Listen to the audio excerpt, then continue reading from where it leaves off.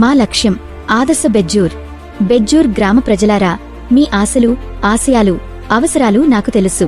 కేవలం మాటలు కాదు, చేతల్లో అభివృద్ధి చూపించడానికి ఎమ్మెల్సీ దండే విఠల్ గారి సహకారంతో నేను సర్పంచ్ పదవికి బ్యాట్ గుర్తుమీద పోటీ చేస్తున్నాను.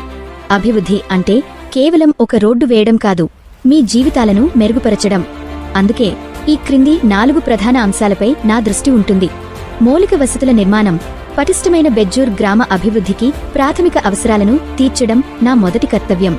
బస్టాండ్ నిర్మాణం, ప్రయాణికుల సౌకర్యార్థం, వృద్ధులు, మహిళలు, విద్యార్థులు ఎండలో, వానలో ఇబ్బంది పడకుండా ఆధునిక సదుపాయాలతో కొత్త బస్టాండ్ను నిర్మిస్తాం.